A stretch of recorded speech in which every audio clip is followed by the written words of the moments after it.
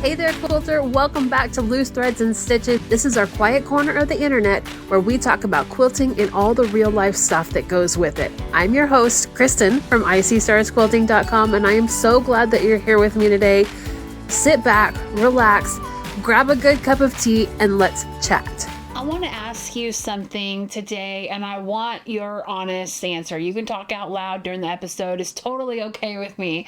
But have you ever finished a gift quilt, handed it to someone, watched them open it, and felt absolutely nothing on your face while quietly dying a little bit on the inside because their reaction was not quite what you were hoping for?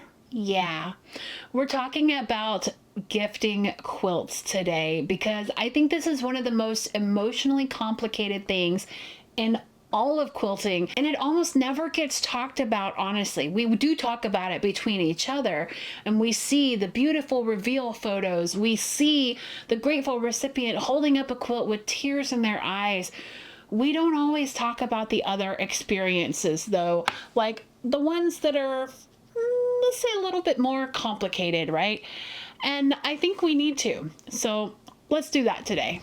Let's start at the beginning, shall we? Because before we get into the complicated feelings, and we will get there today, okay? I want to talk about why we make gift quilts in the first place, right? Because the reason matters. When you decide to make a quilt for someone, you are making a genuinely significant decision. You are committing hours, sometimes dozens of hours of your time, energy, creativity, and often a real amount of money in fabric and supplies. You're choosing to pull all of that into something that you will then give away. Not to mention the mental energy that you spend as well, right? So think about what that actually means. You're not buying a gift on your lunch break. You're spending your weekends on this, your evenings. You're thinking about this person while you cut out their fabric, and you're picking out that weird fabric with the frogs on it, not because you care anything about frogs, but because they do, right? And you're matching their colors, and you're piecing the blocks, and every single seam of this gift quilt has the recipient in it somewhere. You're thinking about them, wishing things for them, putting love into the physical object in a way that is genuinely unlike almost anything else that you can give somebody. This is a one-of-a-kind gift, and I think it's extraordinary. It's one of the most loving things that you can do for another person. And I also think that it's worth understanding that the recipient of a gift quilt almost never knows any of this, okay? They see the finished object. They don't see the process. They don't see the Tuesday night that you stayed up way past midnight to get the binding done, okay? They don't feel the weight of what went into it, the way that you do it, and that gap. The gap between what making it meant to you and what receiving it means to them. That's where almost all of the complicated feelings live, is in that gap. So can we talk about the pressure of a gift quilt today? Because I don't think that this really gets said enough, all right? Making a quilt for somebody that you love is one of the most wonderful things you can do, truly. And it is also, if we're being honest, a little bit stressful, but in a very specific way. There's the fabric pressure. You want it to be perfect for them, their colors, their taste, something that they will actually use and love. But what if you're not totally sure what their taste is? What if they said, I love blue, and that's absolutely all the information you have to work with? What if their room has like complicated colors in it, and you've been trying to factor that in for like 6 weeks? Like, what if they don't like color? What if they only like neutrals? You know, there's this skill pressure, right? Because you're not making this for yourself, where you can decide, and the slightly wonky block gives it character. You want it to be good. You want this gift quilt to be something that they're proud of when you hand it to them, and something that you're proud of to hand off too. There's the time pressure, okay? you may find out that a couple's getting married, and obviously, hooray, awesome reason to make a quilt. The wedding's in October, or like the baby is due in March. The birthday is in next month, okay?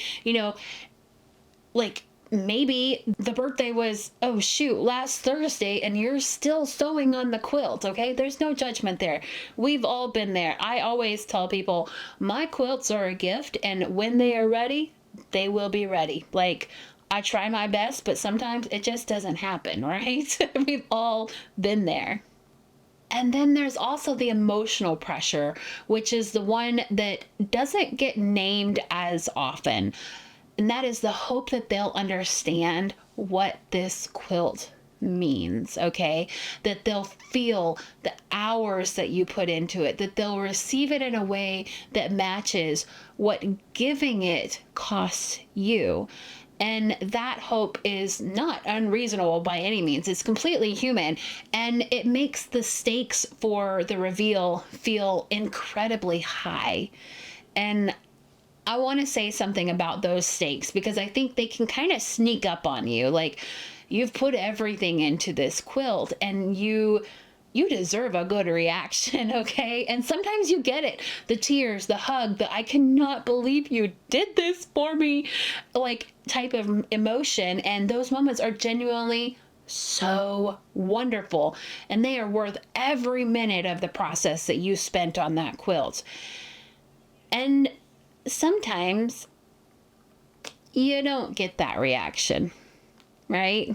So I want to talk about the next part of this very gently because I think that it requires gentleness, all right? If you have ever handed somebody a quilt that you made for them and you felt disappointment by their reaction, you're not alone. And your feelings, no matter what they were, are entirely valid. What you gave them was genuinely significant, and you're allowed to have hoped for more, okay? Can we just establish that right there? You were allowed to have hoped for more. And I also want to offer something from the other side of it, okay? Most people who don't react well, because I've given this a lot of thought over the years, most people who don't react well to receiving a handmade quilt are not being cruel. They're not thinking, oh, this is nice, it doesn't really matter. They genuinely, truly do not understand what it is they're holding. They have no frame of reference for what it took for you to make this. To somebody who has never sewn a day in their life, a quilt is a blanket. For somebody who has quilted in their life, a quilt is never to be called a blanket, okay? It is a quilt. It's very, very different. But for somebody who has never sewn or never made a quilt, it's a blanket. It's a very, very nice blanket. A blanket that probably has all of the beautiful things that they love, and a blanket that somebody made, which is kind of impressive in like the abstract, but it's a blanket, right? The gap is one of context, not of love. Now, does knowing that make it feel better when it happens? Not really, honestly. It still stings. Of course it stings. You spend months on this and they say, oh, wow, thanks. And then sometimes it gets put in a top of a linen closet so that it's protected, right? And then they move on to the next gift. And that's a real feeling, and it deserves to be acknowledged, I think. But what I don't want is for that experience to make you stop or make you fall out of love with what you're doing. Because I have heard from so many quilters who got let's just call it a less than enthusiastic reaction on a gifted quilt, and they quietly decided never to make another quilt for that person again. All right? Fair, okay? And that breaks my heart because the problem isn't the making of the quilt. The problem is the mismatch of understanding behind it. So here are two things that I've learned about gifting quilts over the years. First is to be thoughtful about who you make them for. Stick with me on this one. Not everybody in your life needs to receive a quilt. The people who know you and understand what you're making, your practice of making quilts, the ones that mean the world to you, who would receive a handmade thing and genuinely understand how important it is, those are your quilt gift people. Okay, you know who they are right off the top of your head. And second, you are allowed to tell them before you give it a simple, quiet, I want you to know that this took me about 45 hours to make, and I was thinking about you the entire time that I was making it. That sentence is not boasting. It's not prideful. It is a context shift of the whole moment. You're not fishing for a compliment. You're giving them the information that they need to receive what you're giving them properly. Okay? And that can change the whole moment. So I want to talk about a specific kind of gift quilts next, and the ones that you make during really hard seasons. And that is the quilts for the friend who is sick, the quilt made from a loved one's clothing after they've passed away, the quilt for someone who's losing something, a pregnancy, a relationship, a chapter of their life, the quilt that isn't a celebration, but a quilt of comfort. And I think that these quilts carry the most weight of any object that we make. And I think they're worth talking about separately because the making of them is different, right? When you are making a quilt for somebody who is grieving or hurting or frightened, you're not decorating their home, okay? You're not building it with that in mind. You're making them something to hold, something warm and physical that can be there when you can't be. Okay, something that says, I thought about you long enough and hard enough to make this in a way that words sometimes can't say, especially if you are separated and you cannot be close together, right?